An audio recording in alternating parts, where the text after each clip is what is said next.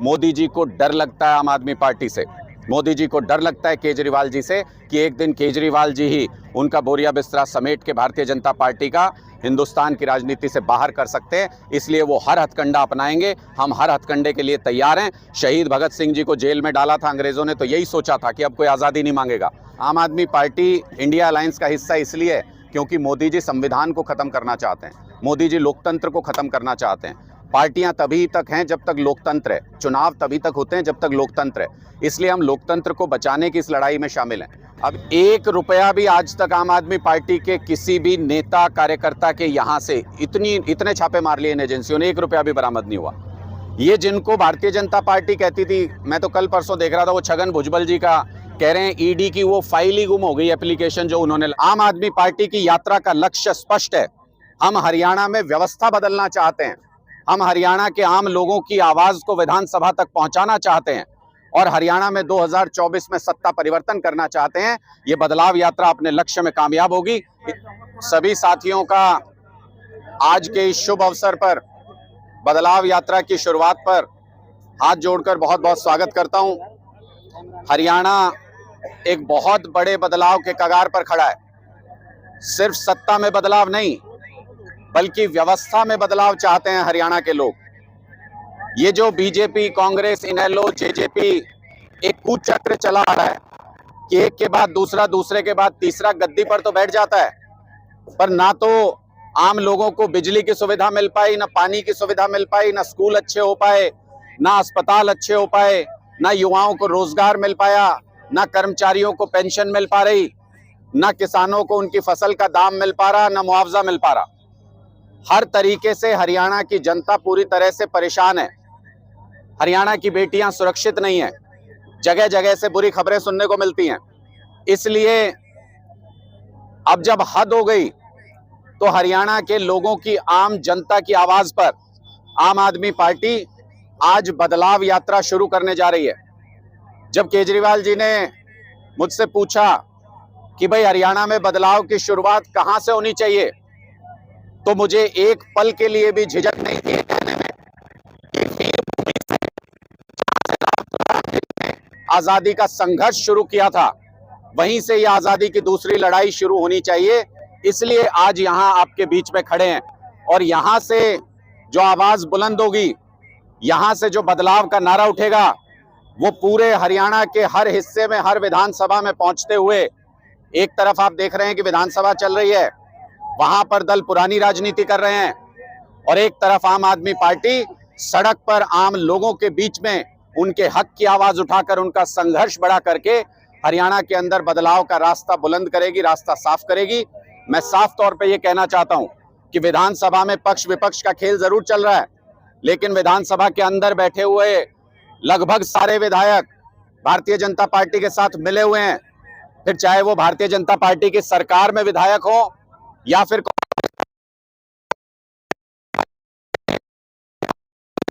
जनता का मुद्दा उठाया विधानसभा के अंदर, कौन से ऐसे मुद्दे उठाए जो सत्ता को विवश कर सके आम जनता की बात मानने के लिए।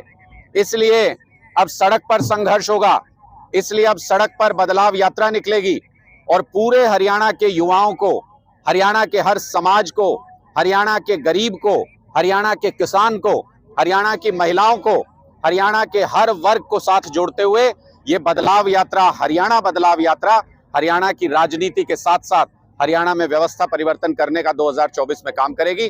इसलिए आज हम यहां से आगाज कर रहे हैं। रास्ते में लोग जुड़ते जाएंगे, काफिला बढ़ता जाएगा और धीरे धीरे पूरे हरियाणा में बदलाव की आवाज बुलंद होगी।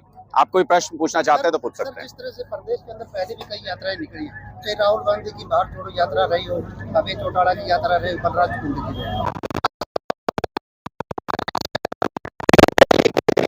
आगे देख लीजिए, उसका लक्ष्य क्या था, उससे मिलने क्या वाला था, हासिल क्या होने वाला था।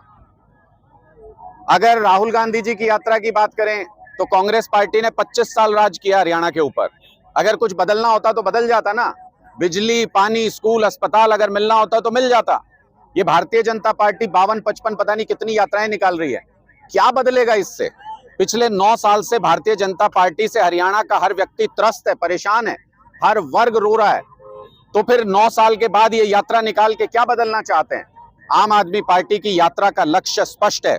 हम हरियाणा में व्यवस्था बदलना चाहते हैं। हम हरियाणा के आम लोगों की आवाज को विधानसभा तक पहुंचाना चाहते हैं और हरियाणा में 2024 में सत्ता परिवर्तन करना चाहते हैं।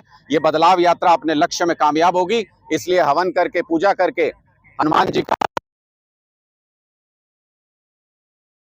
उसका रास्ता कोई नहीं रोक सकता, वो लक्ष्य तक जरूर पहुंचेंगे। सर, यात्रा का रूट चार्ट क्या रहेगा? देखिए, यात्रा का रूट चार्ट 4 अलग अलग यात्राएं हैं। एक कालका से आज ही शुरू हो रही है, वहां से पूजा पाठ करके हमने शुरू की है। दूसरी फरीदाबाद से हमारे जो अध्यक्ष हैं पार्टी के सुशील गुप्ता जी, उन्होंने यात्रा शुरू की है। तीसरी सिरसा से डॉक्टर अशोक तंवर जी ने यात्रा शुरू की है और चौथा रूट यहाँ महेंद्रगढ़ से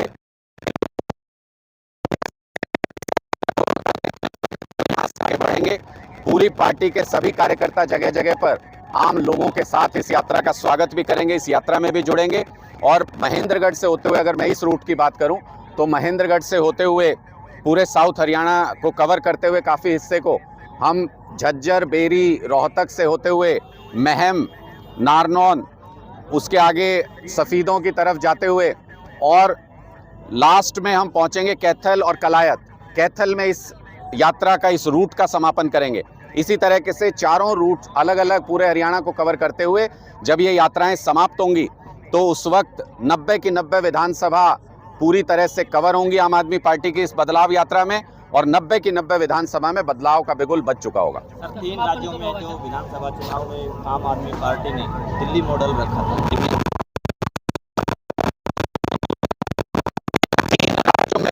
जो विधानसभा के रिजल्ट आए उसमें भारतीय जनता पार्टी की जीत से ज्यादा कांग्रेस पार्टी के कमजोर नेतृत्व, कमजोर संगठन और कमजोर नीतियों की हार मानता हूं। सारी सहयोगी पार्टियों ने जो इंडिया गठबंधन में है, उन्होंने रास्ता साफ किया। हमने बैकआउट किया इस चीज को लेकर के कि सीधी लड़ाई होने दी जाए इसमें कांग्रेस और भारतीय जनता पार्टी की, लेकिन कांग्रेस पार्टी सीधी लड़ाई में भी भारतीय जनता पार्टी को नहीं हरा पाई, सब कुछ अनुकूल होने के बावजूद। इसका मतलब स्पष्ट है कि कांग्रेस पार्टी के बस की बात नहीं है बीजेपी को हराना। आम आदमी पार्टी ने जहां जहां मजबूती से चुनाव लड़ा, मैं कई उदाहरण दे सकता हूं आपको। हमने दिल्ली में चुनाव लड़ा, 2-2 बार बीजेपी को पटकनी दी। 15 साल पुरानी एमसीडी की उनकी सरकार को पटकनी दी। गुजरात में हमने मन से चुनाव लड़ा तो पहली बार में छक्के छुड़ा दिए थे, मोदी जी को रैलियां करनी पड़ी बहुत सारी, 41 लाख वोट हासिल किया, सबका सुपड़ा साफ किया। इसलिए आम आदमी पार्टी जहां गंभीरता से चुनाव लड़ेगी, भारतीय जनता पार्टी को पटखनी दे सकती है, हरा सकती है, हम ये दावा करते हैं। इसलिए कांग्रेस को अब अपना अहंकार छोड़ के, जो पार्टी बीजेपी को हराने का दम रखती है, जिनके पास उनको हराने की रणनीति है, जिनके पास उनको हराने का नेतृत्व है, उनको ज्यादा स्पेस दे करके उनको आगे लेकर के चलना चाहिए। तब 2024 के चुनाव में भारतीय जनता पार्टी को हराया जा सकता है। आम आदमी पार्टी भ्रष्टाचार के मुद्दे को लेकर चली थी और आज भ्रष्टाचार के आरोप पे आम आदमी पार्टी पर लगे। देखिए, 1 रुपया भी आज तक आम आदमी पार्टी के किसी भी नेता कार्यकर्ता के यहाँ से इतने छापे मार लिए इन एजेंसियों ने, 1 रुपया भी बरामद नहीं हुआ। ये जिनको भारतीय जनता पार्टी कहती थी, मैं तो कल परसों देख रहा था, वो छगन भुजबल जी का कह रहे हैं ईडी की वो फाइल ही गुम हो गई, एप्लीकेशन जो उन्होंने लगाई थी कोर्ट के अंदर। इससे बड़ी बात क्या हो सकती है? भारतीय जनता पार्टी ने अपनी पार्टी में शामिल करा के, अपनी वॉशिंग मशीन में धो के उनको साफ सुथरा डिक्लेयर कर दिया। और जो ईमानदार लोग हैं, मैं फिर बार बार ये कहता हूं, आप देखिए पूरे देश में किसके खिलाफ कार्रवाई हो रही है। क्या किसी और पार्टी के नेता जेल जा रहे हैं? आम आदमी पार्टी के नेताओं को ही क्यों जेल भेजा जा रहा है? उसमें भी संजय सिंह जी को, जिसका दिल्ली सरकार से कोई लेना देना नहीं। ये साफ बताता है कि ये सारे झूठे केसेस हैं। कहीं से भी कोई 1 रुपया भी भ्रष्टाचार का आम आदमी पार्टी के किसी व्यक्ति के यहाँ से बरामद नहीं हुआ।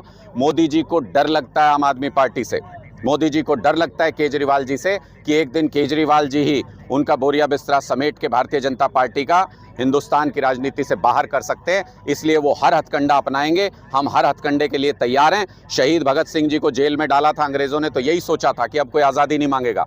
हम भी इसी तरीके से शहीद भगत सिंह जी को मानने वाले लोग हैं। चढ़ा दीजिए फांसी, जिसको चढ़ा सकते हैं मार दीजिए, गोली जिसको मार सकते हैं, लेकिन ये परिवर्तन होकर रहेगा, ये बदलाव होकर रहेगा, पूरे हिंदुस्तान में होगा। एक दिन आम आदमी पार्टी का, आम आदमी का पूरे हिंदुस्तान में राज होगा। सर, 3 राज्यों में कांग्रेस का कमजोर प्रदर्शन के बाद क्या आम आदमी पार्टी इंडिया अलायंस का हिस्सा रहेगी? देखिए, हम आम आदमी पार्टी इंडिया अलायंस का हिस्सा इसलिए नहीं है कि कांग्रेस कमजोर है या मजबूत है। आम आदमी पार्टी इंडिया अलायंस का हिस्सा इसलिए है क्योंकि मोदी जी संविधान को ख़त्म करना चाहते हैं, मोदी जी लोकतंत्र को ख़त्म करना चाहते हैं। पार्टियां तभी तक हैं जब तक लोकतंत्र है, चुनाव तभी तक होते हैं जब तक लोकतंत्र है। इसलिए हम लोकतंत्र को बचाने की इस लड़ाई में शामिल हैं। अभी 2 दिन पहले आपने देखा किस तरीके से चुनाव आयोग का सिलेक्शन सरकार ने अपने हाथ में ले लिया कि जिसको चाहें चुनाव आयुक्त बना सकते हैं। तो इसका मतलब वो चुनाव को, लोकतंत्र को कॉम्प्रोमाइज़ करने की कोशिश कर रहे हैं। हम उस लड़ाई में भारतीय जनता पार्टी के खिलाफ हैं और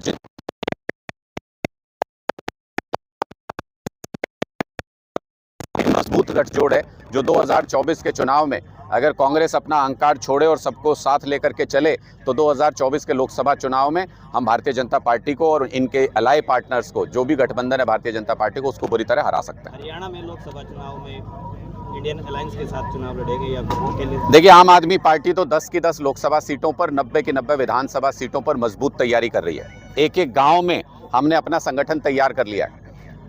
अब जो कोऑर्डिनेशन कमेटी है इंडिया गठबंधन की, वो सीट शेयरिंग के बारे में कहाँ होगी, कहाँ नहीं होगी, कितनी होगी, वो सब पे चर्चा होनी है। अभी वहाँ जो भी चर्चा होगी उसके बाद हमारा पार्टी हाईकमान जो निर्णय लेगा लोकसभा चुनाव में हम उसका पालन करेंगे।